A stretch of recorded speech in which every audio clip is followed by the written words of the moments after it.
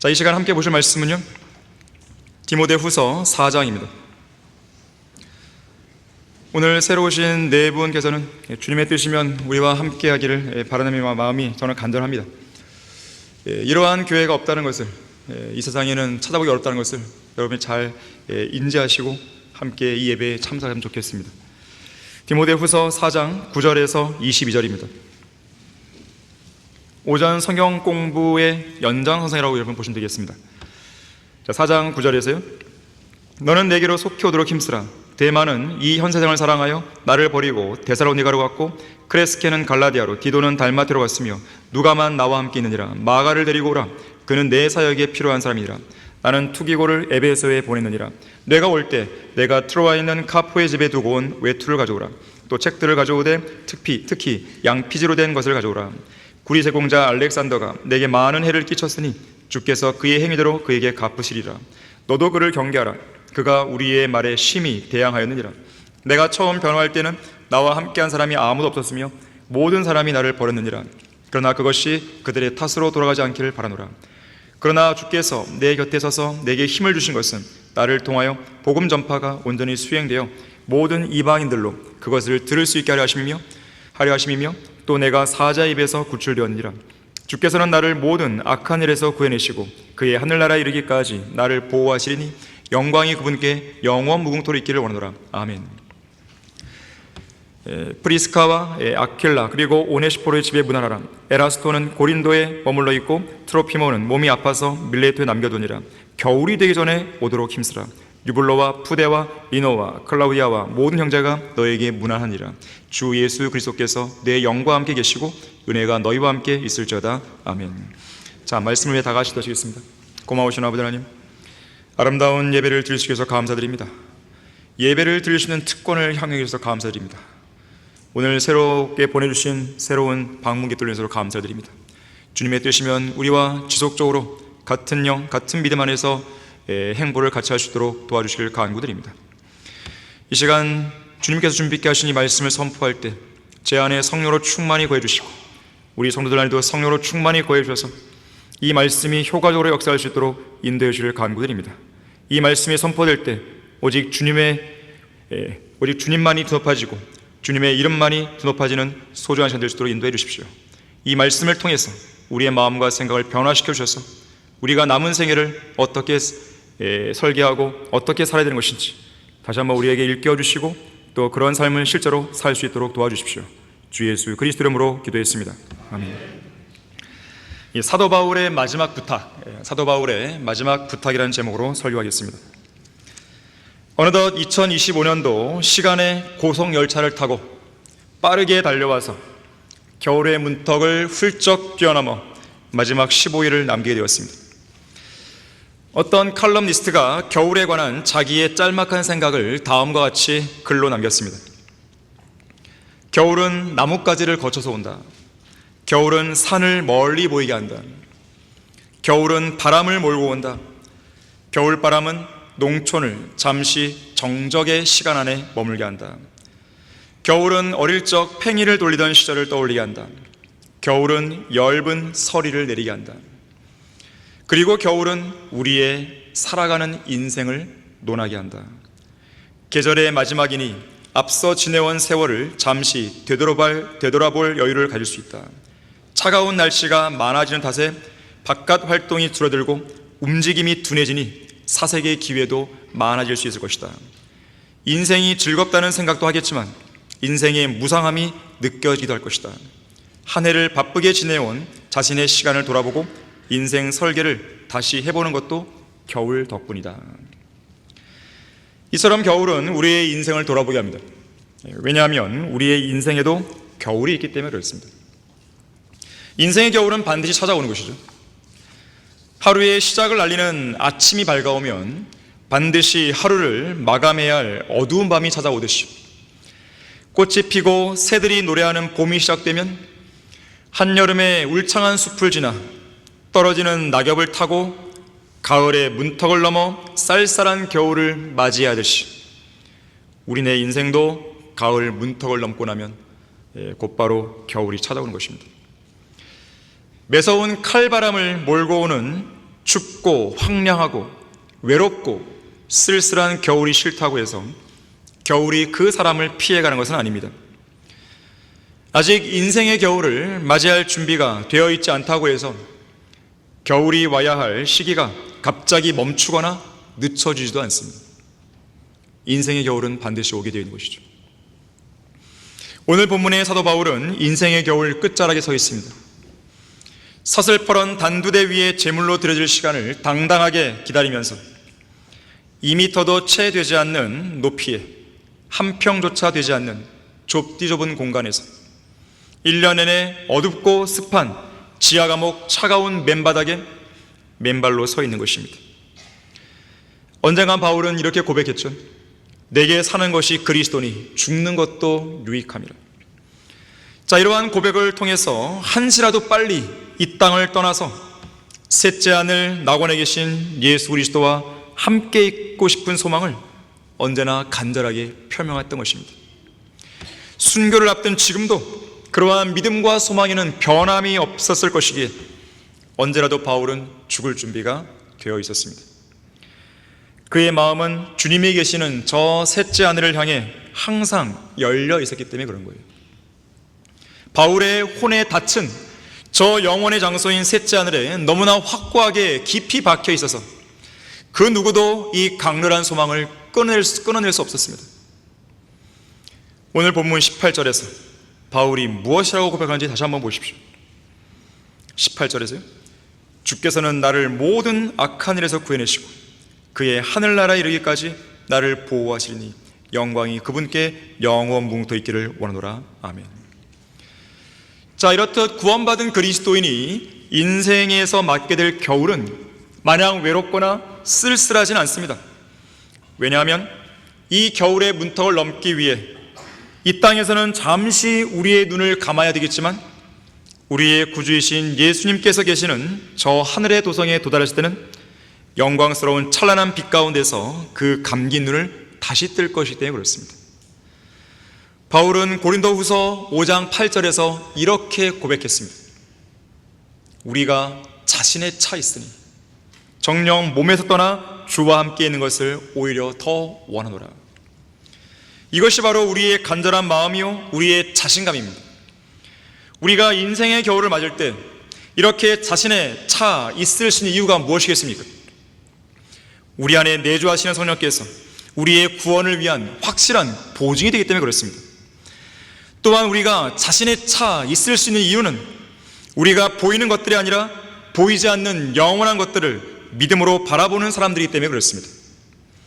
우리가 자신의 차 있을 수 있는 이유는 우리가 죽은 이후에 어디로 가는지 분명하게 알고 있기 때문에 그런 것이죠. 무엇보다도 이 세상에서 사는 것보다 위에 계신 그리스도와 함께 사는 것이 가장 좋은 일임을 확신하고 있기 때문에 그렇습니다.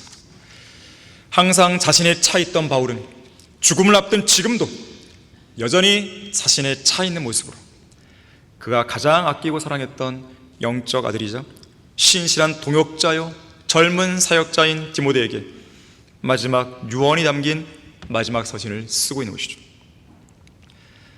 특히 그는 이 서신에서 디모데를 향해 마지막 충고와 위안, 권고, 격려, 경고 등과 더불어서 마지막 3가지 부탁을 하고 있습니다. 이 마지막 편지를 받은 디모데는 아마도 이 편지를 받자마자 조금도 지체하지 않고 복음을 통해 자신을 낳은 영적인 아버지 이 바울의 마지막 간곡한 부탁을 온전한 실행으로 옮겼을 것입니다. 바울은 디모데에게 무엇을 부탁했습니까? 첫 번째로 본문 9절에서 속히 오도록 힘쓰라고 부탁합니다. 바울은 인생의 마지막 끝자락에서 디모데를 무척 만나고 싶어 했습니다. 그래서 속히 오도록 힘쓰라고 요청한 것이죠. 그렇다면 왜 바울은 디모데에게 이런 부탁을 했겠습니까? 홀로 죽음을 맞이하는 것이 외롭고 쓸쓸해서 그랬을까요? 순교를 앞두는 상황에서 누군가의 동정이나 위로를 받고 싶어서 그랬을까요? 절대로 그렇지 않겠죠. 물론 노년이 되면 아무도 자신을 원하지 않는다는 느낌을 종종 받게 됩니다. 왠지 버림받은 것 같고 혼자만 남은 것 같다는 생각에 외로워지기가 십상이죠. 심지어 외롭게 되는 것이 두렵기까지 합니다. 그래서 누군가를 붙들고 계속 이야기를 나누고 싶고 말하고 싶어지는 것이죠. 이미 했던 말이라도 언제 그래야 되듯이 또 하고 싶고 자기 말을 들어줄 누군가를 계속 필요로 하는 것이죠.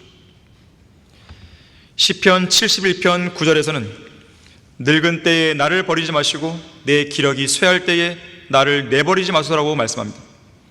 18절도 이제 내가 늙고 백발이 된 후에도 오 하나님이여 나를 버리지 마소서라고 말씀합니다. 하지만 바울은 이런 의미에서 디모데를 보고 싶어 했던 것은 아닙니다. 너무나 외롭고 두려워서 혹은 누군가의 위로가 필요해서 디모데에게 속히오라고 한 것이 아니었어요. 왜냐하면 아무도 자신을 원하지 않을 때라도 구주이신 예수님께서 자기와 함께 한다는 사실을 늘 확신하며 살아왔기 때문에 그렇습니다. 본문 16절 17절 보세요.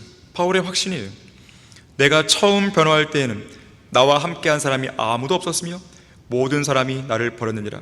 그러나 그것이 그들의 탓으로 돌아가지 않기를 바라노라. 그러나 주께서 내 곁에 서서 내게 힘을 주신 것은 나를 통하여 복음 전파가 온전히 수행되어 모든 이방인들로 그것을 들을 수 있게 하려 하심이며 또 내가 사자의 입에서 구출되었느니라.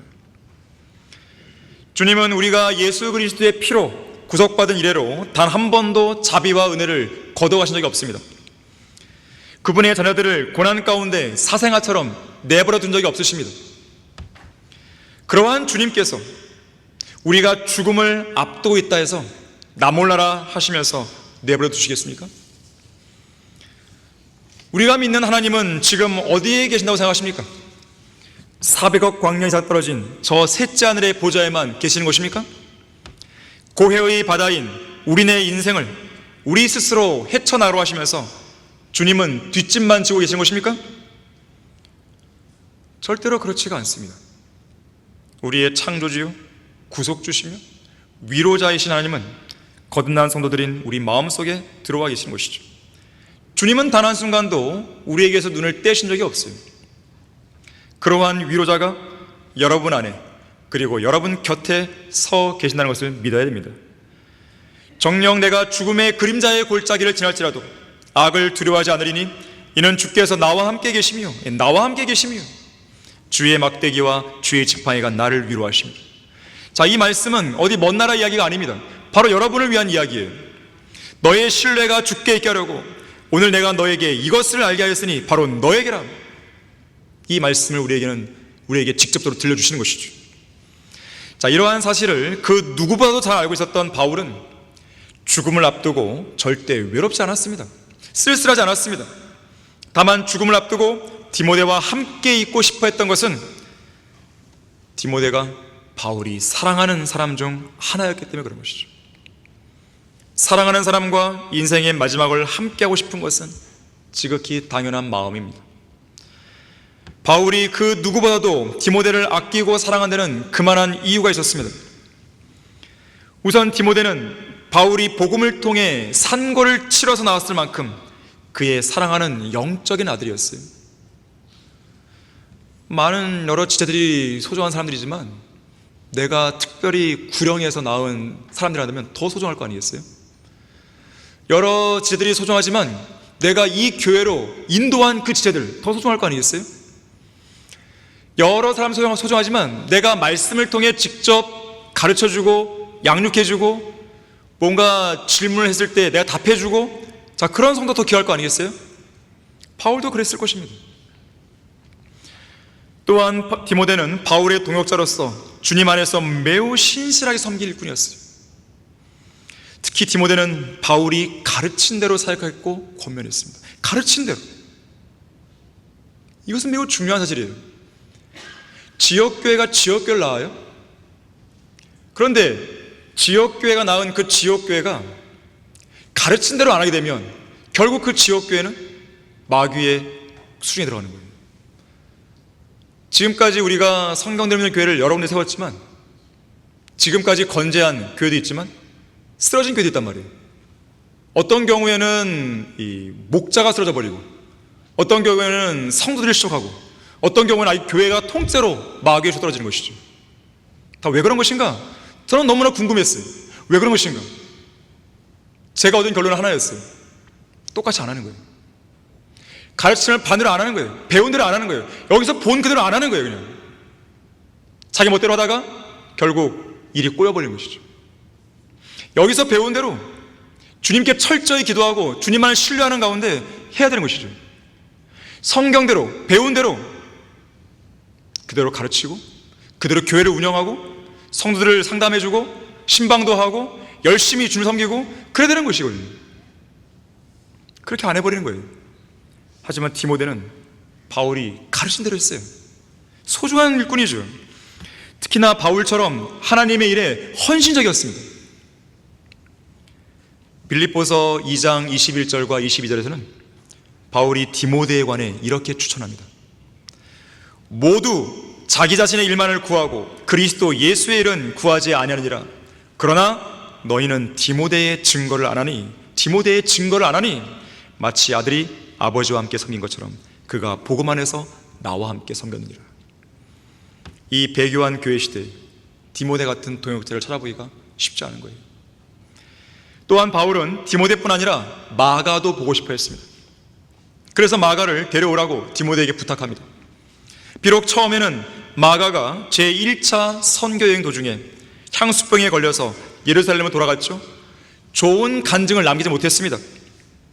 그러나 기적적으로 나중에는 회복되어서 신실한 일꾼으로 쓰임받았어요. 사도행전 15장 39절에서는 쿠프로 섬에서 그의 삼촌 바나바와 함께 신실하게 섬겼죠. 베드로전서 5장 13절에서는 베드로와 함께 바빌론에서 신실하게 섬김으로써 자신의 신실함을 입증해 보였죠. 자, 이 교회에서 징계를 받고 떨어나간 사람들, 실족해서 나간 사람들, 떨어나간 사람들, 자, 그러한 사람들이 이 교회로 다시 돌아오고 싶다면 진정한 회개의 간증이 있어야 되는 것이에요. 자신의 신실함을 입증해 보여야 되는 것이에요. 그것이 없는 한 이 교회에서 바라볼 수가 없는 것입니다. 자, 우리는 죄를 지은 사람들을 징계합니다. 성경적으로. 하지만 그가 진심으로 회개하고 돌아왔다. 그럼 어떻게 할 것이에요? 안 받아줘요? 아니죠. 받아주는 것이죠. 그러나 분명한 것은 그 증거가 있어야 되는 것이에요. 그 증거는 누가 보여주는 거예요? 내가 보여줘요? 어떻게 그걸 증명해요? 그 사람 당사자가 찾는 거예요. 주님 앞에 기도하면서 길을 찾는 것이죠. 그러한 간증 없이 우리는 바랄 수 없는 겁니다. 마가 요한을 보세요. 신실함 입증해 보이는 거잖아요.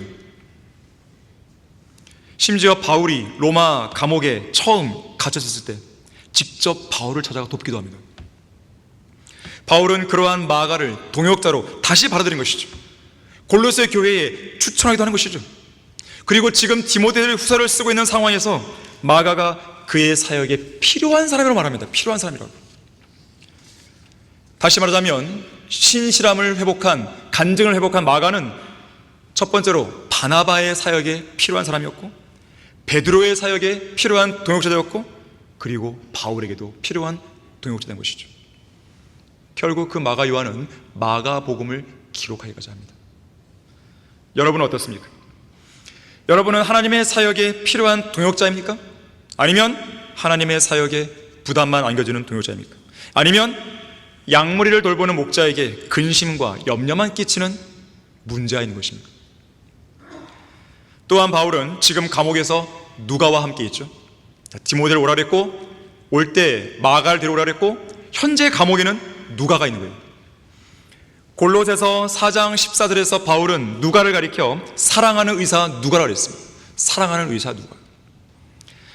다시 말하자면 지금 바울은 인생의 마지막 겨울을 그가 사랑하는 사람들 디모데, 마가, 누가와 함께하고 싶었던 것이죠. 우리의 구주이신 예수님께서도 십자가에서 죽으시기 전 그 마지막 밤을 그분께서 사랑하시는 제자들과 함께 하셨습니다. 요한복음 13장 1절에 보니까 유월절 전에, 마지막 유월절이죠. 마지막 유월절 날 예수님이 십자가에 못 박혀 죽으셨잖아요. 유월절 전에 예수께서 이 세상에서 떠나 아버지께로 가야 할 자기 때가 된 것을 아시고 세상에 있는 자기 사람들을 사랑하시되 그들을 끝까지 사랑하시라고 그랬어요. 이제 곧 사랑하는 제자들을 이 땅에 남기고 떠나실 것을 아셨기에 이들에게 마지막 중요한 고별 설교를 하시며 의미 있는 시간을 이들과 함께 보내려고 하신 것입니다. 지상에서의 마지막 시간을 오직 그분께서 사랑하시는 자기 사람들과만 함께 보내시는 것이죠. 특히나 요한복음 13장 1절 방금 읽었던 이 구절에서는 예수님께서 제자들을 끝까지 사랑했다고 했어요. 예수님은 여러분도 끝까지 사랑하시는 거예요. 우리가 이 땅에서 숨을 거둘 때까지, 더 나아가서는 저 하늘나라에 도착할 때까지 주님은 끝까지 사랑하시는 것이죠. 그래서 요한복음 17장 11절에서는 예수님이 친히 끝까지 사랑하는 제자들을 위해서 아버지 하나님께 기도도 드리십니다. 이제 나는 더 이상 세상에 있지 아니하나 이들은 세상에 있나이다. 그리고 나는 아버지께로 가나이다. 거룩하신 아버지시여, 아버지께서 내게 주신 그들을 아버지의 이름으로 지켜주셔서 그들도 우리처럼 하나가 되게 하옵소서. 자, 어쩌면 바울은요, 디모데 후서라는 이 마지막 서신으로 못다한 이야기를 디모데가 오면 해주려 했을지 모릅니다. 또한 디모데를 이 땅에 남기고 떠나면서 예수님처럼 디모데를 위해 기도해주고 싶었는지도 모르는 것이죠. 인생의 마지막 겨울을 그가 사랑하는 사람들과 함께 보내면서 그들과 교제하고 또 이 땅에서의 마지막 기도회를 그들과 함께 가지고 싶었는지도 모르는 것이죠. 바울은 디모데에게 무엇을 부탁했습니까? 본문 13절에서 외투와 책들과 양피지를 가져오라고 부탁합니다. 바울은 인생의 마지막 겨울을 보내면서 그가 사랑하는 3명의 동역자 외에 외투와 책들과 양피지가 필요했습니다. 우리의 마지막 인생의 겨울에서 우리에게 필요한 것은 돈이나 권력이나 명예가 아닙니다. 부동산도 아니요, 거액이 들어있는 적금 통장도 아니요, 주식도 아니요, 비트코인도 아닙니다. 화려한 교회 건물도 아니요, 많은 헌금 액수도 아닙니다. 인생의 겨울에서 가장 필요한 게 뭔지 아십니까? 만족할 줄 아는 경건이에요. 그러나 만족할 줄 아는 경건은 큰 이익이 되느니라. 우리가 세상에서 아무것도 가지고 온 것이 없으며 아무것도 가지고 갈 수 없는 것이 분명하니 우리에게 먹을 것과 입을 것이 있으면 이것들로 만족할 것이니라. 디모데전서 6장 6절에서 8절이죠. 여러분 스스로에게 물어보세요. 나는 정말로 먹을 것과 입을 것만 있어도 만족할 수 있냐 이거예요. 정직하게 한번 물어보세요. 조지 휘필드는 마지막 숨을 거둘 때 주님 한 분만으로 만족한다고 하면서 죽었습니다. 오늘날 현대인들은 도무지 만족을 모르죠. 이들에게는 먹을 것과 입을 것이 있으면 이것들로 만족하라, 이 성경 말씀이 아주 무색하고 고리타분한 이야기로 들리는 것이에요. 그들 안에는 절대로 채워지지 않는 욕구로 가득 차 있는 것이죠. 그래서 솔로몬 왕은 말합니다. 은을 사랑하는 자는 은으로 만족하지 못하며 풍요를 사랑하는 자는 증식으로 만족하지 못하리니 이것도 헛되도다 그랬습니다. 잠언 27장 20절도 지옥과 멸망은 결코 가득 차지 않으며 사람의 눈도 결코 만족함이 없다 그랬습니다.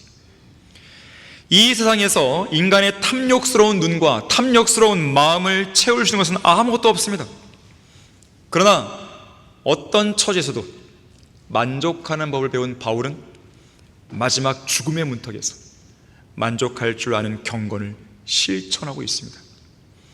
왜냐하면 이 경건은 모든 일에 유익해서 현재와 미래의 생명의 약속을 소유하게 하기 때문에 그렇습니다. 경건은 현재의 생명뿐 아니라 다가올 생명에까지 유익한 것이에요.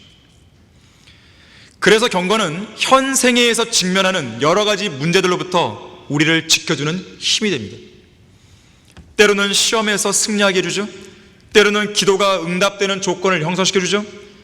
더 나아가서는 장차 누리게 될 영원한 삶을 더욱 풍요롭게 해주는 것이에요. 그래서 경건은 좀이나 녹이 해치지 못하는 보물 창고와도 같아요. 궁핍함이나 부족함을 모르는 풍성한 곳간과도 같습니다. 다시 말하자면 이 세상 그 어느 것보다도 우리에게 가장 커다란 이익을 주는 거예요. 특히나 경건 중에서도 만족할 줄 아는 경건이 가장 큰 이익이 되는 것이죠. 손해가 나지 않는 가장 수익률 높은 투자예요. 주식이나 부동산이나 비트코인에 투자해서 얻는 이익보다 훨씬 더 수익이 높은 것이죠. 이러한 사실을 잘 알고 있던 바울은 인생의 겨울에서 먹을 것과 입을 것으로 만족할 줄 아는 그 경건의 본을 보여주고 있습니다. 우선 바울은 입을 것이 필요했죠. 이제 곧 닥칠 감옥에서의 추운 겨울을 대비하기 위해 입을 수 있는 외투가 필요했습니다. 또한 먹을 것이 필요했죠. 물론 그렇다고 해서 육신의 허기를 채워줄 성대한 저녁 식사나 배불리 먹을 음식을 원하는 게 아니었습니다. 속사람, 옛사람이 아니라 겉사람이 아니라 속사람을 살찌울 영적 양식을 더 필요로 했습니다. 자, 그래서 책들과 양피지로 된 것을 가져오라고 한 것이죠.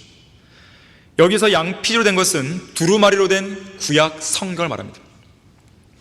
바울은 늘 그랬듯이 인생의 마지막 순간에도 생명의 양식인 하나님의 말씀과 함께하기를 원했던 것입니다. 이런 바울의 모습은요, 본문 10절에서 악한 현 세상을 사랑해서 바울을 떠난 데마의 모습과는 너무나 대조적입니다. 데마는 어땠습니까? 데마는 세상의 정욕들, 육신의 정욕과 안목의 정욕과 생애의 자랑을 쫓고 있을 때 바울은 추운 감옥 안에서 성경을 읽고 묵상하고 공부하고 있었던 것이죠. 데마가 세상의 쓰레기통에 머리를 쳐박고 있을 때 바울은 풍성한 진리 속에 푹 빠져 있었던 것이죠. 데마가 세상의 화려한 조명에 심취해서 세상 뒷골목을 배회하고 있을 때 바울은 진리의 불빛 안에서 무척 기뻐하고 있었죠. 데마가 세상의 거짓신들, 음행과 돈과 명예를 쫓아가느라 정신 못 차리고 있을 때 바울은 성경 말씀을 읽으며 참된 하나님이신 예수 그리스도를 만나는 즐거움을 누리고 있었습니다. 데마를 미혹한 것이 세상 음악이었는지 스포츠였는지 예술이었는지 문학이었는지 철학이었는지 돈을 잘 버는 사업이었는지 세상 종교였는지 정치였는지 우리는 알 수 없어요. 하지만 그가 세상의 유혹 앞에 굴복한 자로서 바울과 함께 죽을 준비가 되어 있지 못했을 때 바울은 하나님께서 진리의 성경에 말씀하신 약속을 붙들고 영혼을 붙들고 영혼을 대미하면서 언제라도 이 땅을 떠날 준비를 하고 있었습니다. 우리는 그런 데마와 같은 사람들을 경계해야 됩니다. 또한 동시에 나 자신이 데마와 같은 사람이 되지 않는지 경계해야 되는 것이에요. 또한 바울은 본문 14절과 15절에서 경계해야 할 또 하나의 대상을 언급합니다. 죽음을 앞둔 바울이 경계해야 할 대상에 대해 아주 단호하게 이야기하고 있는 것에 주목하십시오.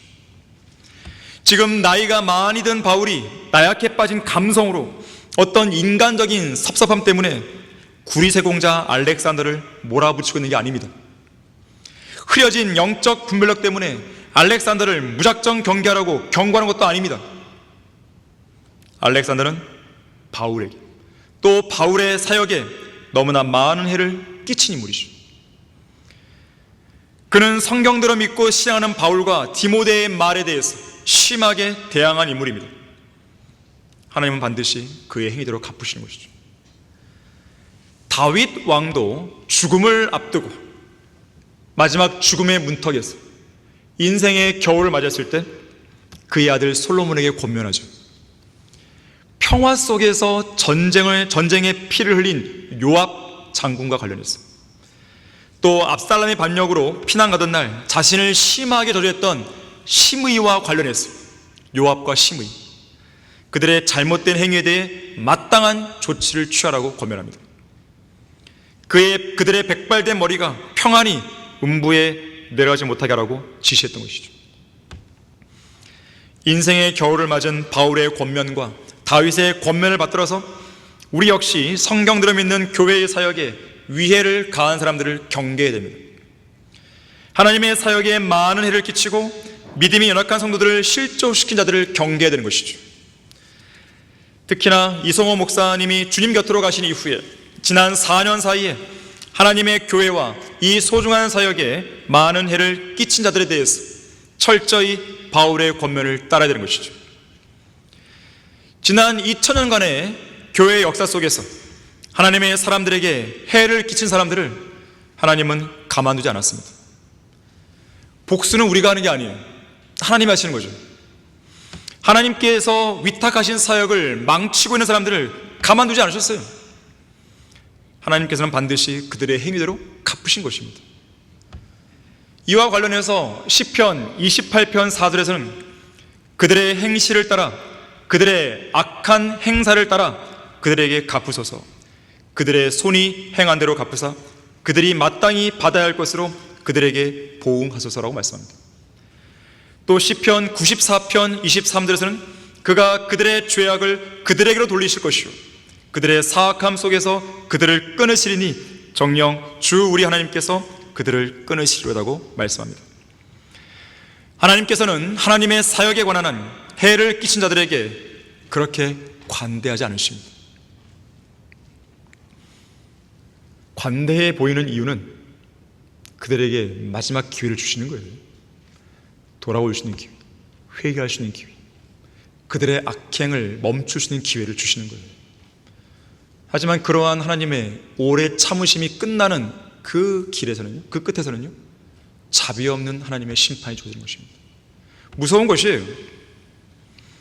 하나님의 교회를 비방하고 나간 사람들, 하나님의 교회에 손해를 끼친 사람들 절대로 가만 안 놔주신 것이죠. 그 부분에 관한 한 반드시 하나님은 결산을 보십니다. 김기준, 김경환 등 하나님께서는 마귀의 세력에 편에 선 그들의 행위를 기억하셔서 그들의 행위대로 반드시 갚으실 것이에요. 바울은 디모데에게 무엇을 부탁했습니까? 세 번째로 본문 21절에서 겨울이 되기 전에 오도록 힘쓰라고 부탁합니다. 겨울이 오면 지중해를 항해하는 것이 불가능해져요. 매우 위험해집니다. 만일 디모데가 겨울 전에 오지 않는다면 그때로부터 4개월, 5개월 이후에 로마에 오게 되는 것이죠. 그렇게 되면 바울이 이미 순교할 수도 있는 시점이어서 바울은 간절히 보고 싶었던 디모데를 보지 못하고 죽음을 맞이하게 되는 것이죠. 따라서 이 권면은, 겨울이 되기 전에 오도록 힘쓰라는 이 권면은 게으르지 말라, 기회를 놓치지 말라, 후회할 일이 생기면 안 된다, 이런 권면이기도 한 것이에요. 그런 면에서 볼 때 우리는 계미로부터 지혜를 배울 필요가 있습니다. 계미. 우리 다 같이 잠언 6장 7절 8절을 보십시오. 잠언 6장 7절과 8절입니다.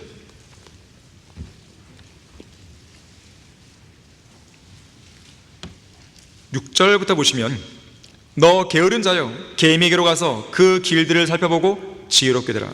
계미는 인도하는 자도 감독하는 자도 다스리는 자도 없으나 여름에 먹을 것을 마련하며 추수 때에 양식을 모으느니라. 자, 그러니까 계미는 누가 시키거나 지시하지 않아도, 누가 감시하고 감독하지 않아도 스스로 알아서 일하는 동물인 것이죠.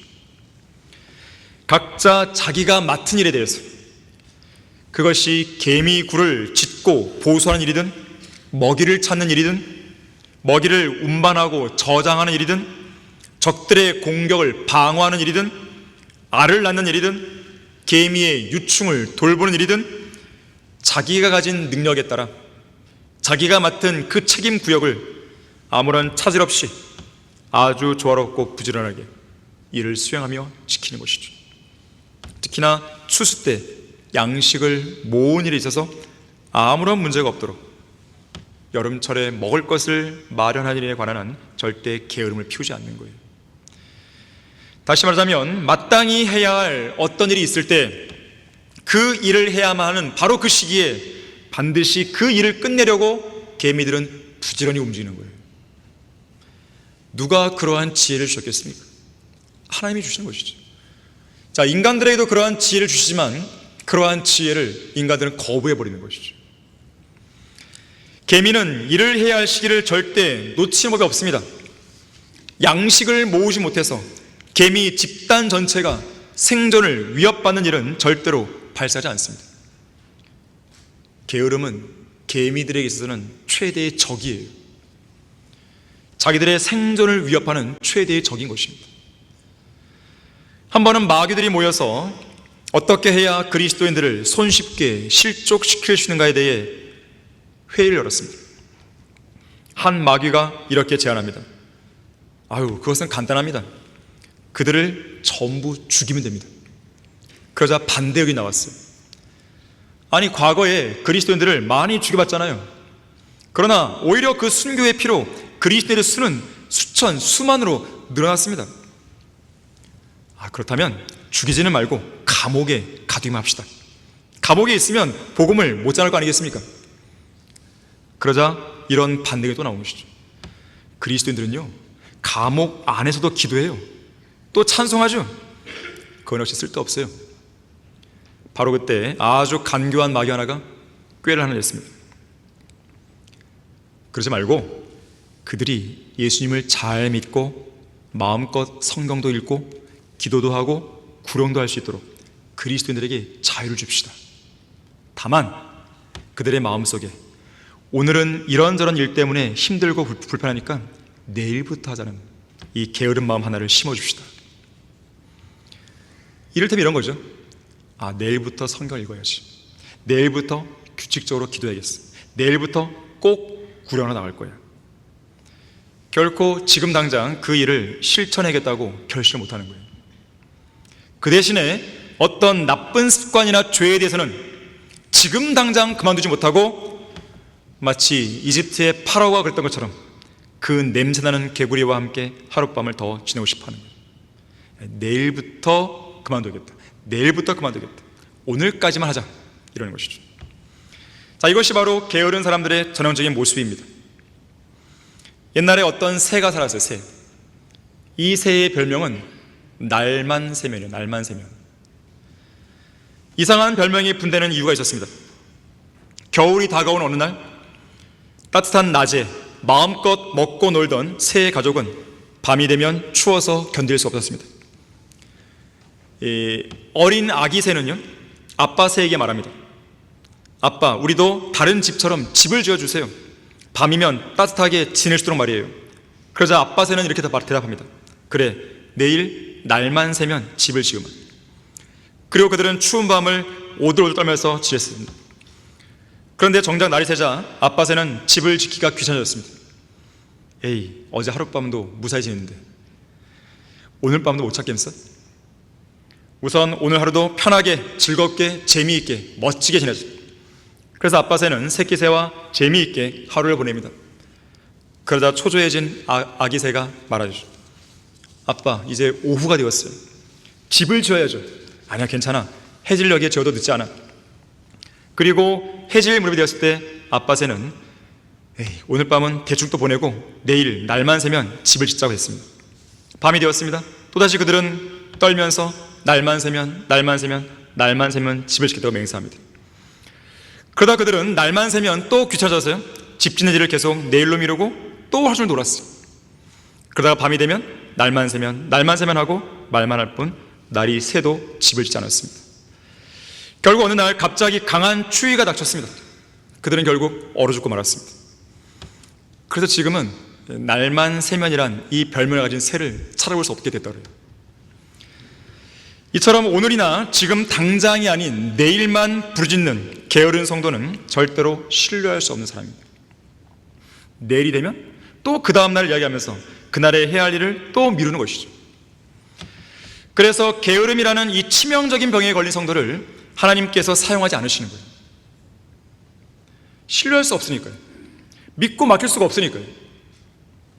구원받은 성도라면 누구나 내일이 아니라 지금 이 순간에도 열심히 일하고 있는 그리스도의 대사이자 일꾼이 되어야 되는 것이에요. 그래서 성경은 그리스도인들의 모습을 현재 열심히 일하고 섬기는 다양한 일꾼의 모습으로 묘사하는 거예요. 노는 사람으로 묘사하는 거 없습니다. 예를 들면 기초를 닦고 그 위에 집을 짓고 있는 건축가의 모습, 수고하는 농부, 이기려고 애를 쓰는 경기자, 이런 것에 묘사하는 것이죠. 이러한 일꾼들의 행위는 미래의 시제가 아닙니다. 현재 진행형이죠. 지금 그렇게 하고 있어야 되는 것이에요. 하나님께서 부지런한 사람을 쓰신다는 것은 성경에서 하나님께 쓰임받은 일꾼들만 보더라도 알 수 있는 것이죠. 그러한 일꾼들은 모두가 다 부름 받기 전에 이미 무언가에 열심히 일하고 있는 사람들이었습니다. 하나님이 주신 기회를 놓치면 안 돼요. 기회가 주어졌을 때 구원 받아야 되는 것이에요. 기회가 주어졌을 때 죄에서 돌이키는 것이죠. 인생은 낮만 계속되는 게 아닙니다. 아무도 일할 수 없는 밤이 온다고 주님은 경고하셨어요. 인생은 봄과 여름과 가을만 있는 게 아닙니다. 반드시 겨울이 찾아오는 것이죠. 복음의 문이 마냥 열려있는 것이 아닙니다. 기도할 수 있을 때 기도하십시오. 성경을 공부할 수 있을 때 공부하십시오. 헌신할 수 있을 때 하셔야 됩니다. 그리스도의 심판석을 준비할 수 있을 때 준비해야 되는 것이에요. 매섭고 추운 겨울이 인생에 찾아오기 전에 부지런히 대비해야 되는 것이에요. 올해가 15일 남았다 그래서 여러분이 내년부터 하겠다 그러면 안 되는 것이에요. 내년에 할 계획들을 오늘부터 하는 것이죠. 결론을 맺겠습니다. 11세기경 어떤 신학자가 게으름은 살아있는 자의 무덤이라고 그랬어요. 하나님을 향해 부지런함을 보이지 않는 성도는 죽어있는 시체나 다름없습니다. 결국 그러한 성도들이 많은 지역교회는 공동묘지를 전락하는 것이에요. 교회를 무덤으로 만드는 성도가 되어서는 안 됩니다. 하나님이 세워주신 성경 침례교회를 무덤으로 만드는 그런 게으름뱅이가 되어서는 안 되는 것입니다. 하나님은 부지런히 움직이는 자를 쓰시는 거예요. 반면에 사탄은 가만히 앉아있는 게으른 사람을 이용합니다. 디모데후서 4장 21절에서 바울은 분명히 말하고 있는 것이죠. 디모데에게 겨울이 오기 전에 오도록 힘쓰라. 특히나 따뜻한 외투와 책들과 양피제를 가지고 겨울이 오기 전에 오도록 힘쓰라 그랬어요. 그냥 오라고 안 했습니다. 오도록 힘쓰라 그랬어요. 만일 디모데가 죽음을 앞둔 바울의 이 마지막 요청에 힘쓰지 않았다면, 부지런함을 보이지 않았다면, 이런저런 이유를 핑계로 해서 바울에게 가는 그 시일을 늦췄다면 싸늘한 송장이 된 바울을 보게 됐을 것입니다. 저는 디모데가 부지런함을 보였을 것이라고, 분명 바울의 마지막 임종을 지켜줬을 것이라고 저는 확신합니다. 이제 하나님께서는 여러분에게 디모데와 같은 동일한 부지런함을 요구하고 계십니다. 여러분에게 있어서 정말로 돌이킬 수 없는 인생의 겨울이 오기 전에 주님을 향해 부지런함을 보일 수 있는 성들이 되어야 되는 것이죠. 자, 이것은 우리 모두를 향한 바울의 마지막 부탁이자 주 하나님의 마지막 명령임을 잊지 말길 바라겠습니다. 자, 기도하겠습니다.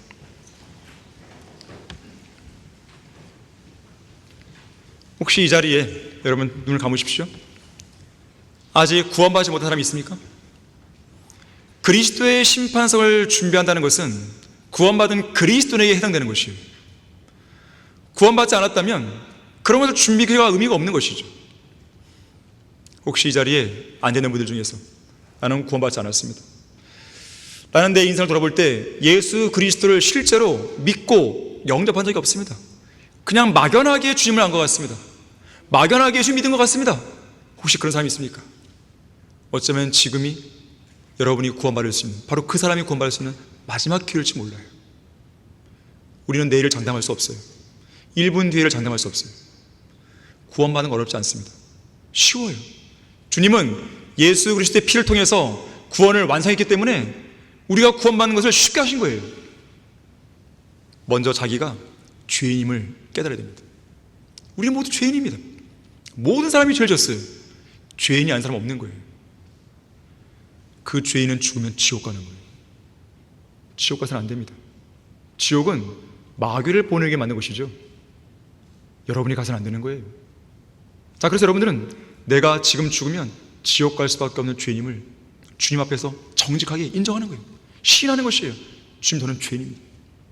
그리고 그 죄를 제거하기 위해 예수 그리스도께서 십자가에 못 박혀 죽으시고 그 피를 흘리셨고, 그리고 우리를 의롭게 하시기 위해 죽음에 다시 살아나신 것을 마음에 믿는 겁니다. 너무나 쉬운 거예요. 내가 내 입으로 주 예수를 시인하고 또 하나님께서 그를 죽은 자로부터 살리신 것을 내 마음에 믿으면 구원을 받으리라. 이는 사람이 마음을 믿어 의에 이르고 입으로 고백하여 구원을 이름으로 하셨어요. 너무나 쉽습니다. 자, 이 시간 나는 구원받지 않았습니다. 하지만 이 시간 저는 예수 믿고 구원받겠습니다. 자, 그런 분 있습니까? 한번 제가 볼 수 있도록 손을 들어보십시오. 괜찮습니다. 옆 사람 의식할 필요 없어요. 교회를 얼마나 오래 사는가 중요한 게 아니에요.